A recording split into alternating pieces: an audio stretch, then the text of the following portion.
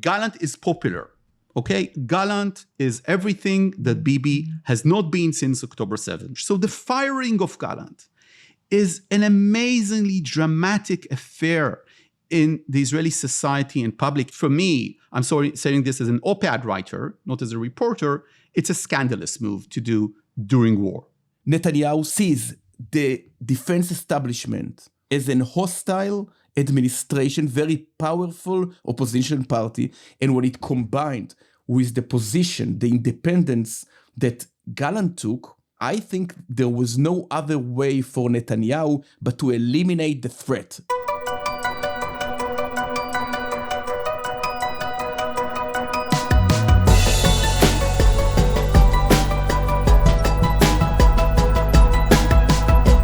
It's 3 p.m. on Wednesday, November 6th here in New York City. It's 10 p.m. on Wednesday, November 6th in Israel as Israelis wind down their day and as Israelis and Americans are processing a complete 180, I guess, in each of their respective political systems. Last night in Israel, in what came to be a shock to most Israelis, Prime Minister Netanyahu fired Defense Minister Yoav Gallant, and in the United States, there was a decisive red wave that swept through American politics, resulting in a victory for President Trump, majority control in the U.S. Senate for the Republicans. And while the House is still undecided, there's still votes to count, it is leaning towards Republican control, Republican majority in the House. To discuss both of these stories, but especially the Gallant news, I'm joined by Nadav Eyal and Amit Segal, two prominent Israeli journalists. We will be revisiting the outcome of the U.S. elections. We'll touch on it today, but we'll get into it more in the next couple of episodes. Nadav and Amit, thank you for being here. Thank you, Dan. Thank you for having us. I want to start with the news of Defense Minister, or soon to be former Defense Minister Gallant. Nadav, I'll start with you. Why now? And what were the events, from your perspective, that led to this dramatic moment? Well, Dan, first of all, it was a long time in the making. The firing of Gallant is something that Prime Minister Netanyahu attempted to do back in March 2023. That was before the war. And the background to that was the judicial overhaul. Gallant made a speech warning that the attempted judicial overhaul by Netanyahu might lead to risks to Israeli security. And he was actually calling for the government, his own prime minister, to back down and go for a compromise there. Netanyahu, in a surprise move, basically announced that he's firing Gallant. He never sent him the letter. And the reason for that is that almost immediately, the country experienced the most spontaneous protest that it has ever seen. This was in March of 23. Yeah. Okay. And by the morning, a popular revolt like we have not seen before. And of course, the background was the general resistance in parts of the Israeli public to the judicial overhaul. And Netanyahu then just backed down. He never sent the letter. He never actually said, Gallant and me are now fine. They never had a truce. They never had a sulha, as we say in the Middle East. But he backed down. And it was obvious that he's planning to do so because Gallant was structuring himself as an opposition, and not only as an opposition, but an opposition of values to the prime minister within a deeply unpopular government. And Netanyahu has basically not won a single poll in Channel 12, I think, and in Ma'ariv, in Channel 13, since March 2023, as a result of the composition of the coalition and the judicial overhaul.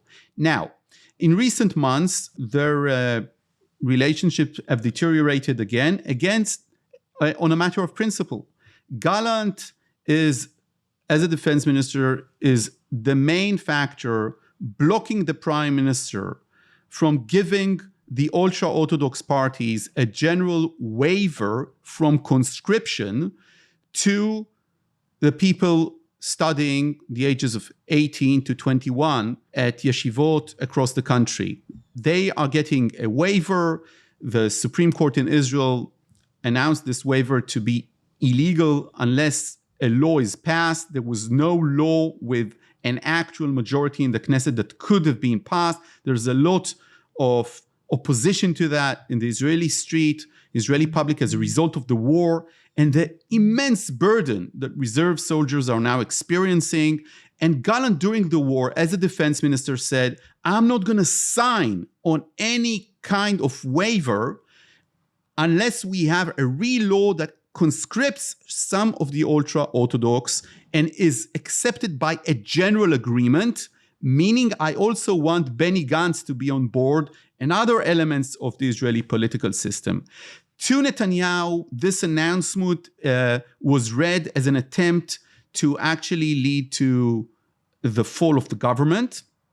And this is one of the reasons. For our listeners, the entirety of the Israeli Jewish population serves, minus the Haredim, who get an exception if they are studying, quote unquote, if they're in a yeshiva, a religious school, and they get that exemption. And that exemption started during the founding of the state when the number of those exempted was tiny. It was applied to 500 families or 800 families. Today, the size of the population in any given year, when young Israelis and their 18-year-olds are being drafted, could be in the neighborhood of 60,000 people, right, who get exempted. And if they can say they're going to be at the seminary studying, they get the exemption. That's a large number of people. It was already a controversial and divisive issue before October 7th. But a year into this war, it's even more controversial because other Israelis who aren't in seminaries are bearing the brunt of this very extended service. It's not about if you're studying in the seminary, in the yeshiva. It's not about that. It's about if you are born into an ultra-Orthodox family. That's the truth, because the government doesn't have an efficient monitoring service to know if these people are actually in the seminary then. So, and that's a very important point that is being made again and again, also almost on the record by ultra-Orthodox politicians. They're almost on the record saying, we don't care if you want to recruit people who aren't in the seminary, who are working in the black market, who should be conscripted according to Israeli law. It's the right of our community not to serve. Now, the meaning of this during the war is that we have reserve soldiers who their businesses, and I'm not talking about, dozens or hundreds, I'm talking about thousands, who have been serving hundreds of days of reserve service, risking their lives, and their neighbor from the other street, who's 18 years old, is not being conscripted, and they're risking their lives. Their businesses are being ruined. The relationships are very much challenged. And they're seeing that there's a wide section of the Israeli society that isn't serving. And they're seeing this coalition, who again is very unpopular to begin with because of the ultra-Orthodox, because of the far right, because of the judicial overhaul. It's not a popular coalition. They're saying that they want to give, during war, they want to give a waiver. And then comes Gallant, and not only Gallant, and he says basically, no, I'm not going to allow this to happen. Then the prime minister fires him. But there's even something deeper that goes on here. Look, Gallant is everything that Bibi has not been since October 7. Bibi has not taken responsibility for the war. Gallant has taken responsibility. He said, I'm responsible. He basically said that he understands that his career is over. I'm not sure that he thinks his career is over, but he signaled that his career is over.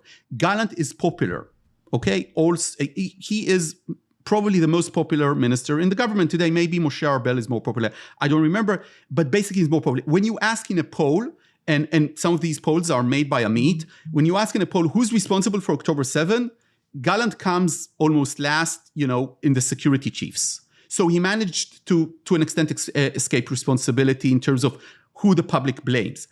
Gallant is also the man leading the war. And this is something that I don't think that transcends. In Israel, the prime minister is not the commander-in-chief. He isn't the leader of the army. In Israel, the leader of the army officially is the government, but unofficially, it's the defense minister. And Gallant has been leading this war. He's the most powerful persona in Israel after the prime minister.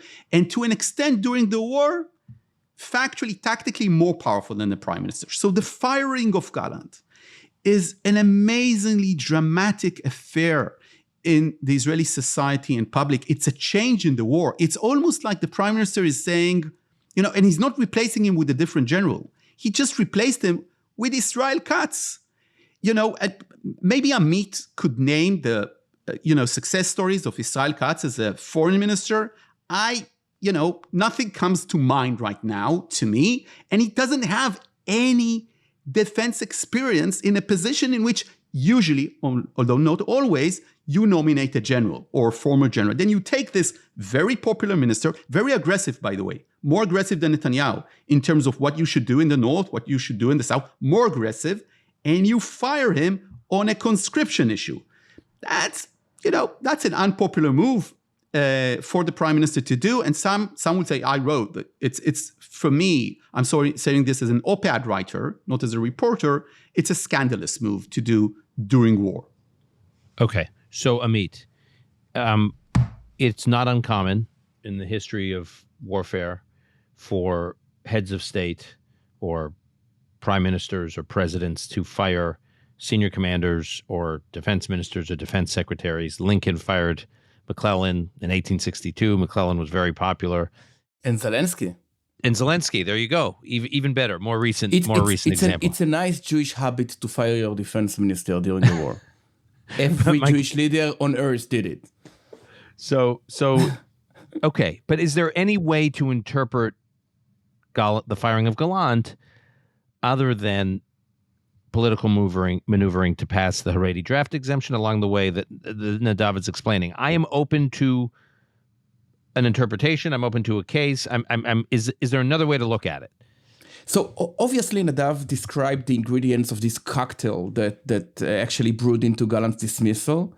It was a mix of political and operational considerations. I beg to differ about the quantities. Nadav described the fact that Gallant was the most popular minister in the cabinet, or to put it differently, the least unpopular minister in the government, because it's not a very popular one.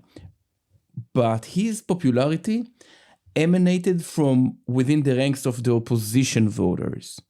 I think Gallant functioned simultaneously since the beginning of the war and even before, even since the judicial reform speech that Nadav has just described, as both the defense minister and the effective opposition leader to Netanyahu. And it emanates from three reasons. One is the fact that the opposition is so weak. It's divided and dysfunctional, etc. Second, due to the fact that, as Nadav just described, the defense ministry is the most powerful institution in Israel. For instance, the defense minister enjoys the services of a permanent helicopter, a military helicopter attached to him. It's not the case with the prime minister, not always the case. It's like a kingdom. Netanyahu was a prime minister for 12 years, yet when he became a defense minister simultaneously, he couldn't believe his eyes from the facilities, from the superpower named the Israeli defense minister. And Gallant understood this. And third, in each and every issue, Gallant functioned as the opposition leader to Netanyahu. He was very outspoken when it came to the conscription bill. He was very outspoken when it came to the hostage deal in Gaza.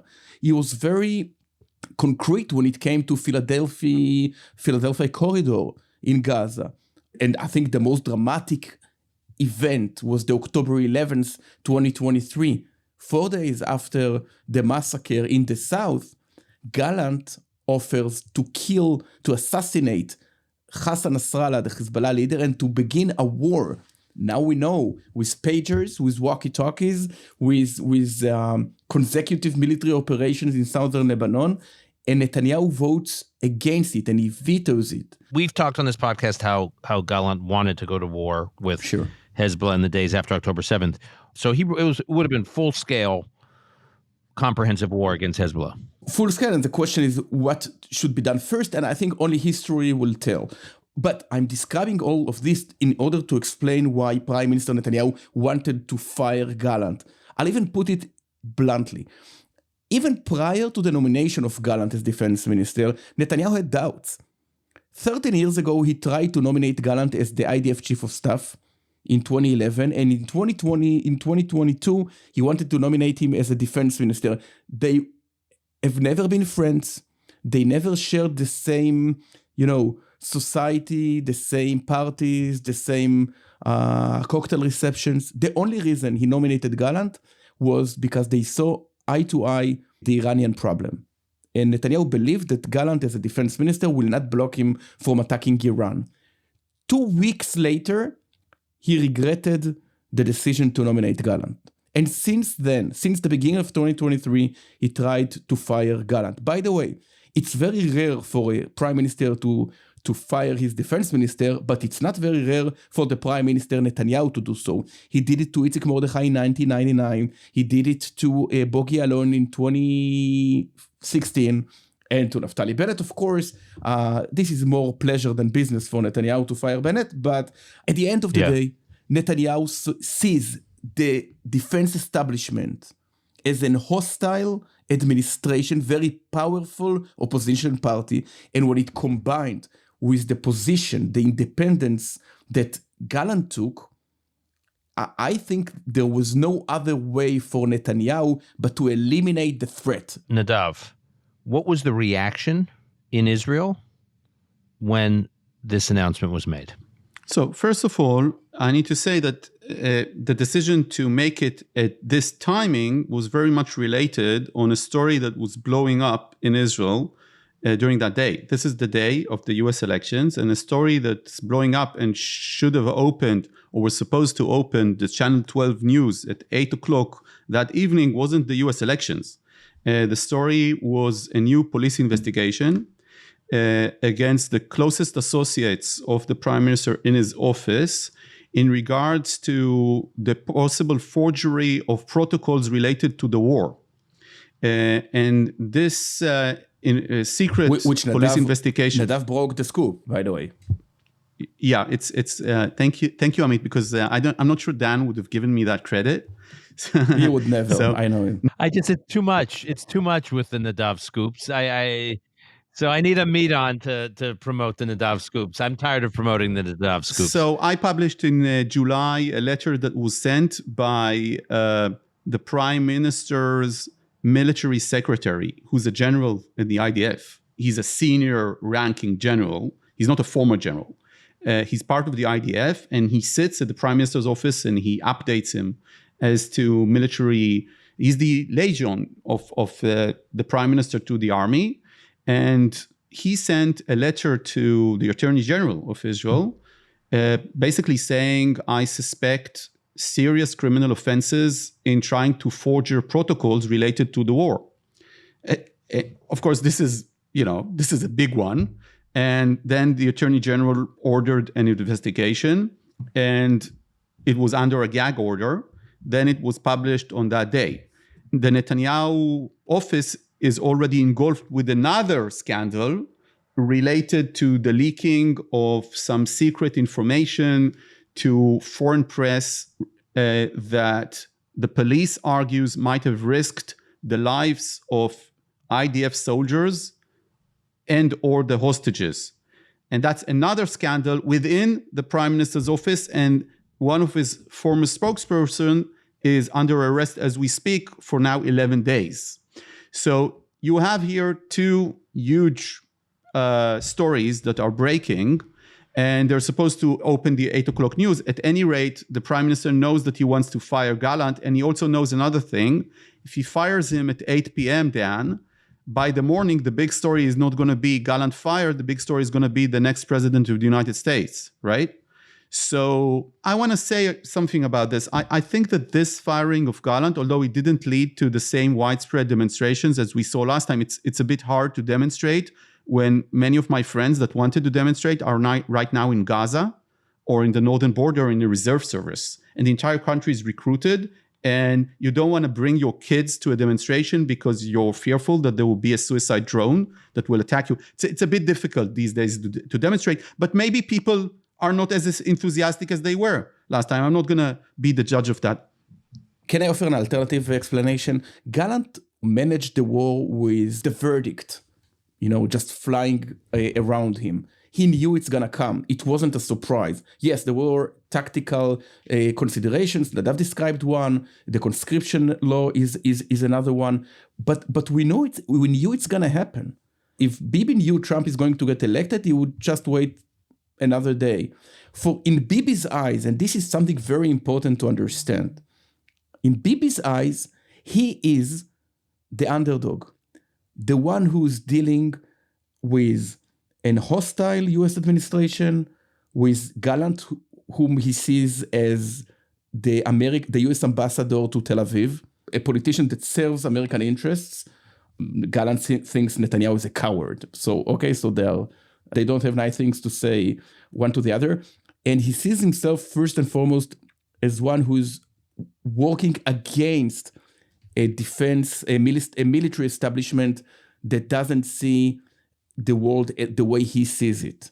Now, in Netanyahu's mission in his eyes is to dismantle this coalition that hinders his raison d'etre when it comes to Gaza, for instance, is not ending the war till Hamas is eliminated, in Iran until Iran is destroyed, etc. So this is the framework. This is why Netanyahu was always very suspicious towards each and every defense minister, except one defense minister with whom Netanyahu worked, in a brilliant, peaceful way between 2018 and 2019, and the defense minister was Benjamin Netanyahu. I think that the fact that every single defense minister that has worked with Netanyahu was either fired or resigned, and there's a lot of bad blood there, that fact really tells you a lot about Netanyahu. And here's the thing. Defense ministers in Israel are basically popular. Netanyahu has no apparent heir. A good chunk of his job daily is to make sure he doesn't have an heir. He doesn't want to have any successful politicians next to him.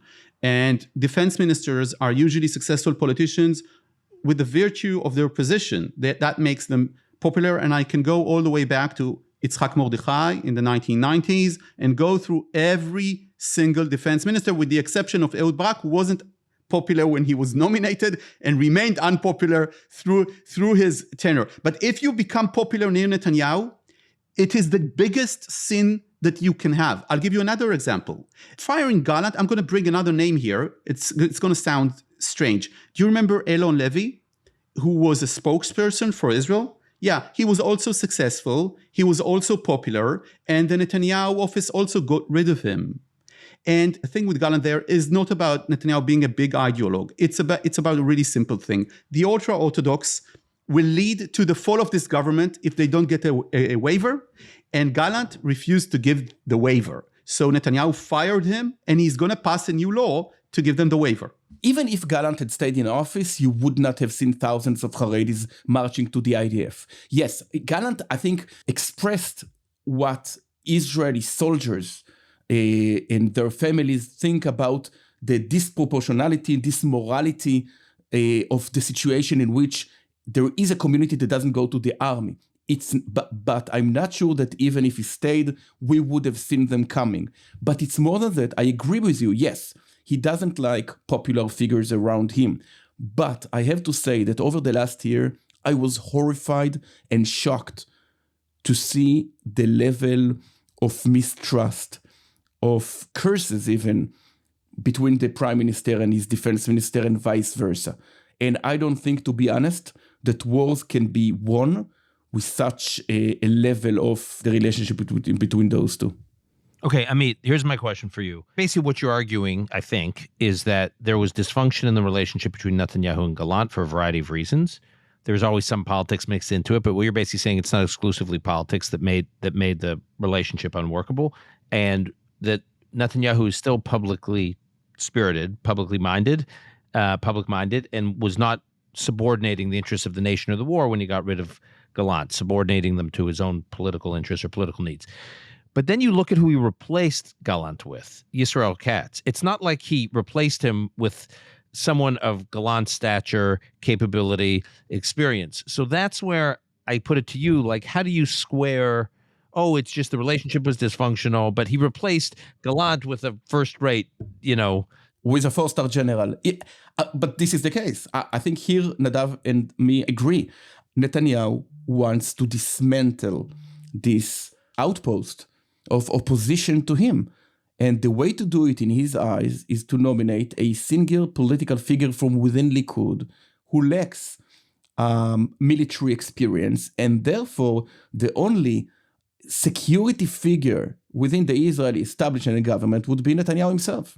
By the way, in my opinion, if Netanyahu would have replaced Gallant with Yossi Cohen, the former head of Mossad, I think people would be more cooperative with this move. 1/3 of his voters are unhappy, to say the least, with Netanyahu's decision. Part of it is because the conscription deal, part of it is because the fights in the middle of the war, and a significant part of it is the fact that people want to see stable hands on the wheel.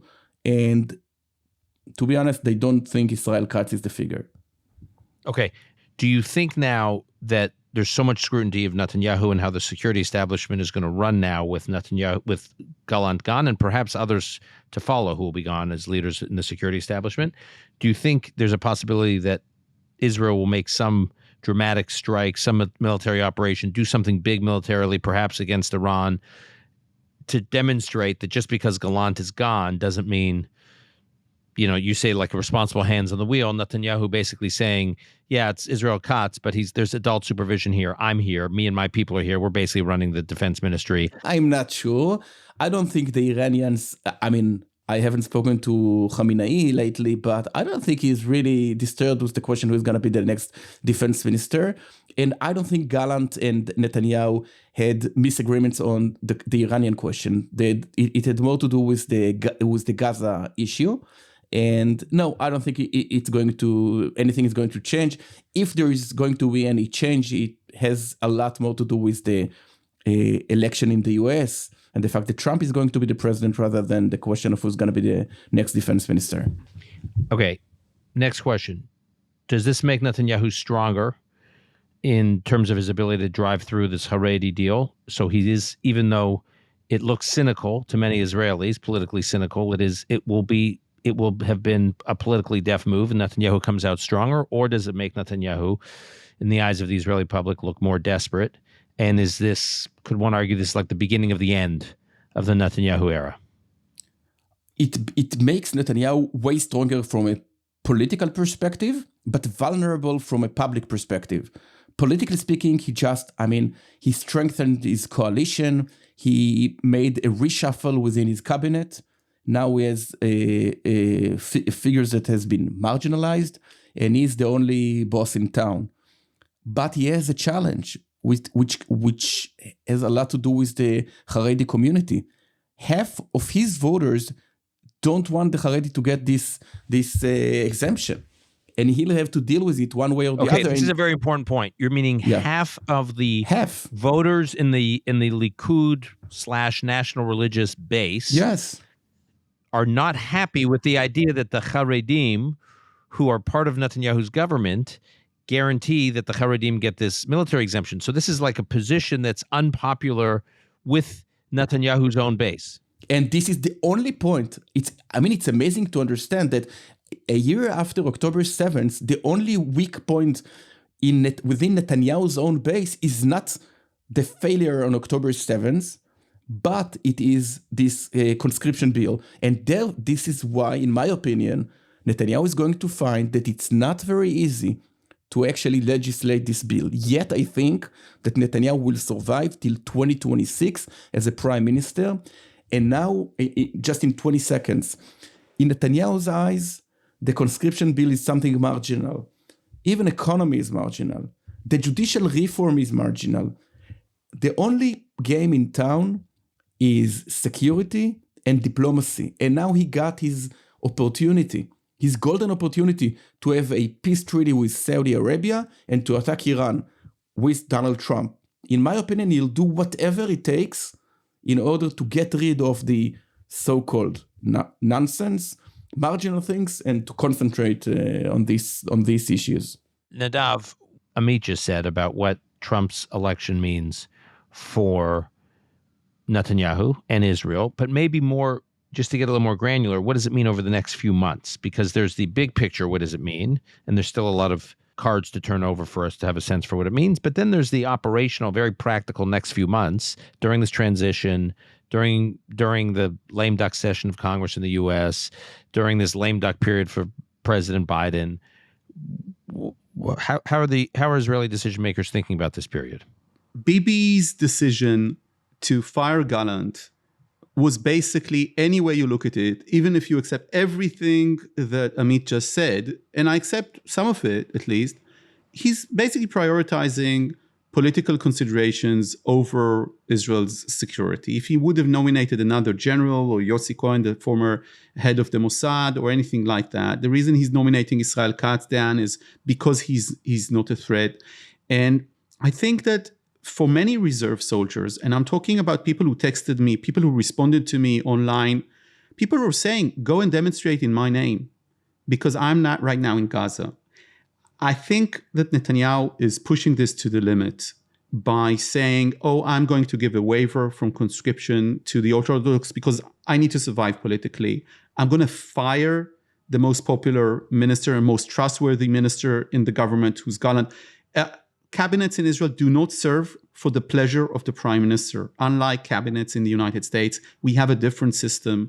Their obligation is to their portfolios, to the ministries, to the Knesset. It's a different system. So firing Gallant in this atmosphere, this is beyond something that I would have imagined that Netanyahu would do. This is not a popularity contest, and it's not about hitting Iran. If he would have wanted to attack Iran, keeping Gallant in the process would be very important in order to garner legitimacy with the Israeli public. Now, half of the Israeli public will assume he's doing that in order to be in power.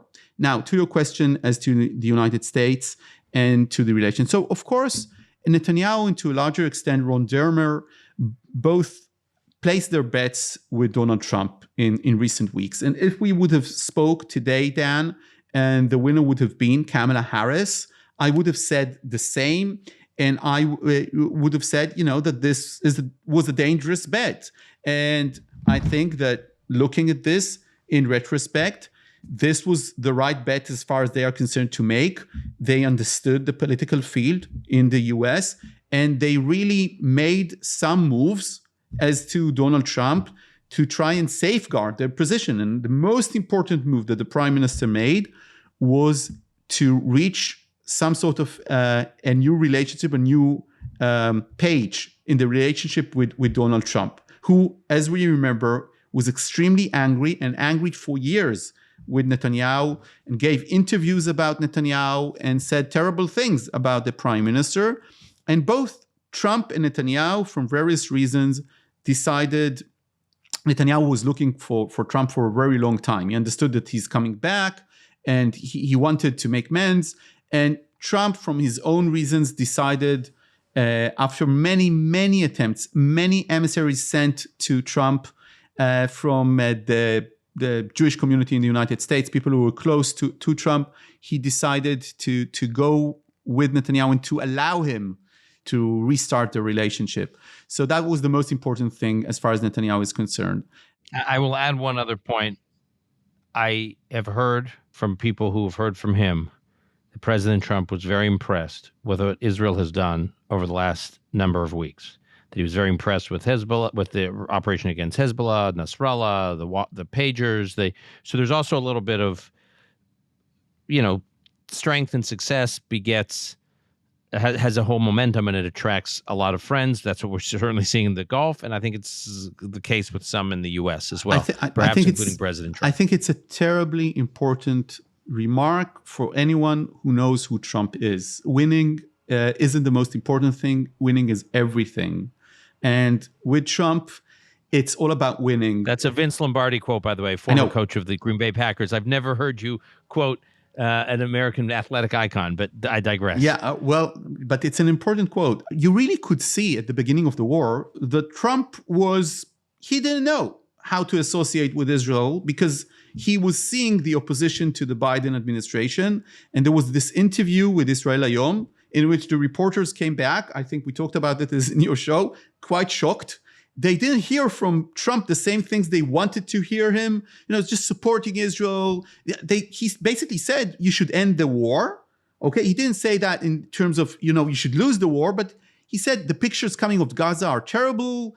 The reporters said we didn't get enough about how terrible Hamas is, and they came back a bit shocked. And then when Trump saw what Israel is capable of, he was like, what you're doing is great. I don't want to interrupt you because it's so important what you've been doing.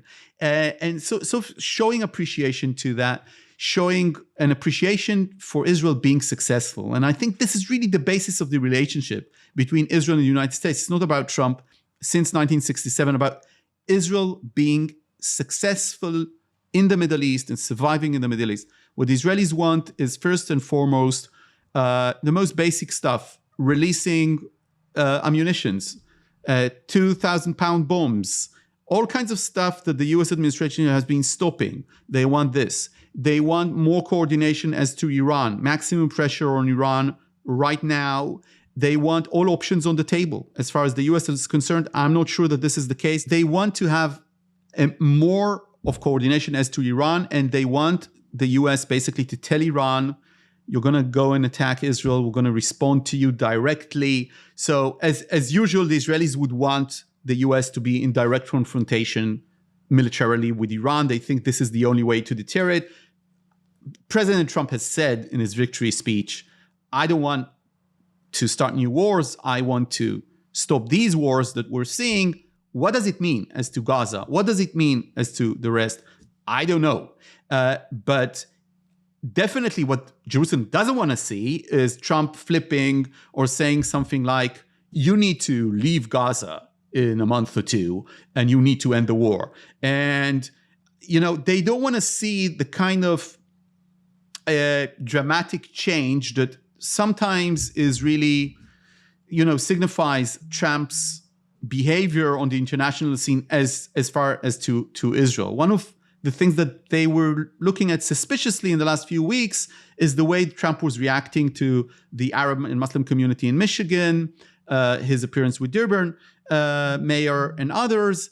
But the vibe that I'm getting from his circle is, don't worry, we've got this covered. And, look at the Republicans right now. Look at the people who supported Trump. Look at the people who were there in Mar-a-Lago. Don't worry about that. He knows who are the good guys and who are the bad guys. And they also say to me, he also knows that Iran tried to kill him.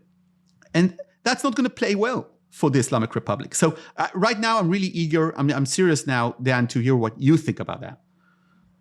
Oh, I would add one other point, which is Donald Trump has always been very in touch with, he's both such an unusual fit for the Republican Party and such a counterintuitive fit for the Republican Party on the one hand. On the other hand, he's always been very much in touch with where the base and the energy of the Republican Party is, where the grassroots are, where their energy is, where their center of gravity is. You can see it based on the decisions he made when he was president last time in terms of his appointments to the Supreme Court, for example.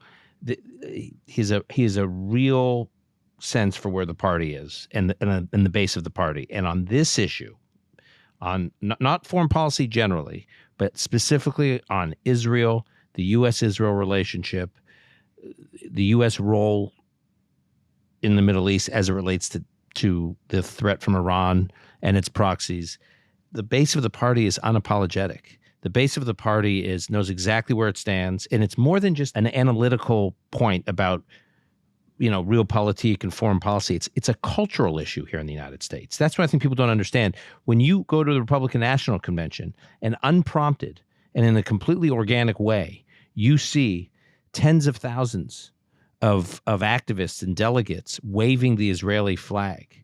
That's not a command coming from on top. That is a cultural connection that tens of millions of Republican voters, primary voters across the country feel for Israel, and I would say for the Jewish people.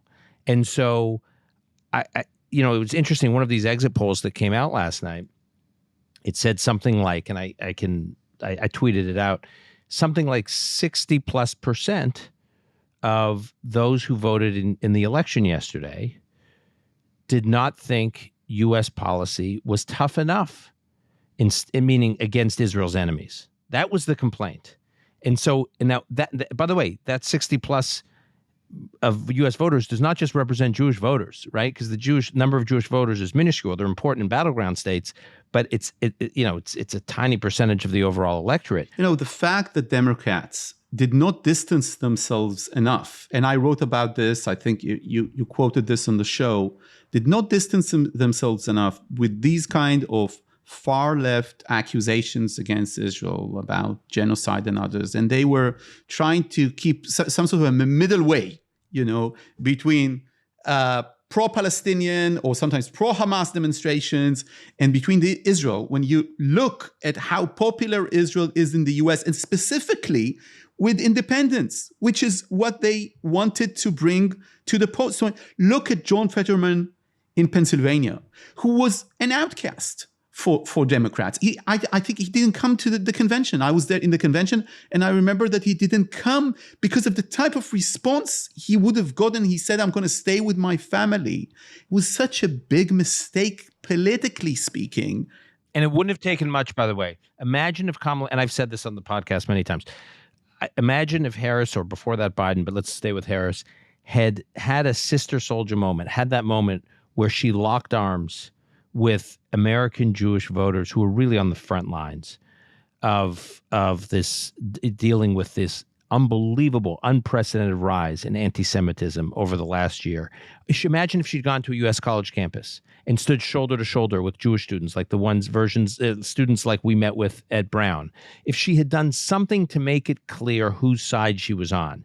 She didn't do that. She would say Israel has a right to defend itself, and Hamas is responsible for October 7th, and then it was always a but. And then she would attempt to signal to those critical of Israel, but don't worry, I hear you too. And she literally would use those words, I hear you too. Sometimes she was asked about the protests against Israel, and she would say, I hear them.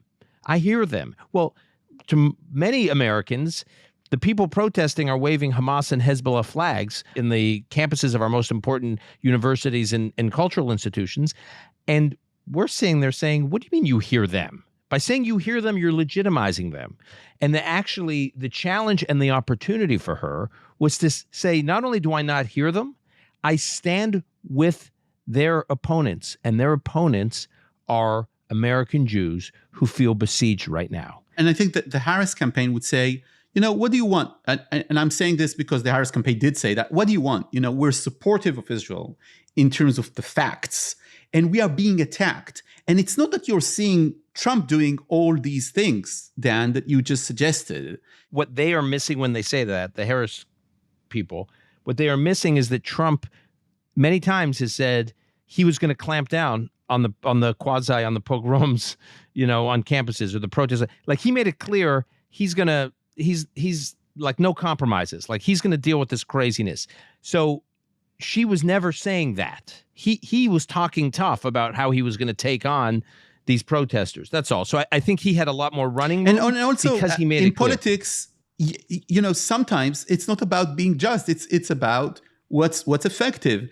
It's your job bringing independence and specific parts of voters to your side. And this is the whole Josh Shapiro story that we're not going to go into.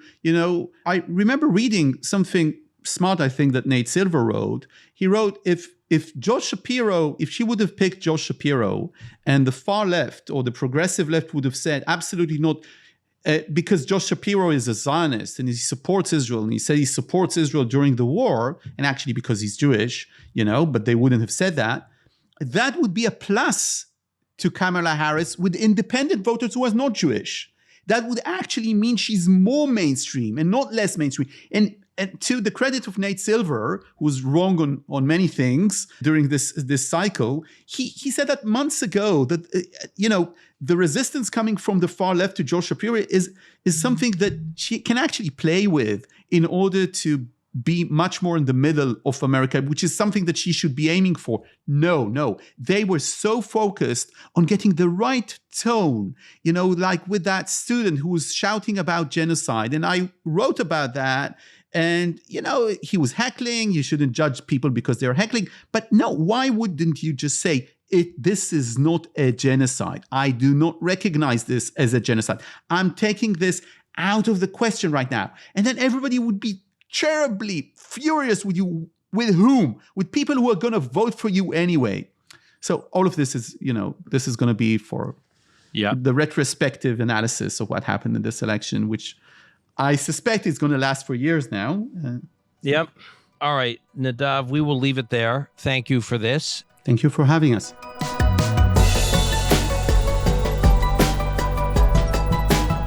That's our show for today. Call Me Back is produced and edited by Alon Benatar. Our media manager is Rebecca Strom. Research by Gabe Silverstein. Additional editing by Martin Huergo. Until next time, I'm your host, Dan Senor.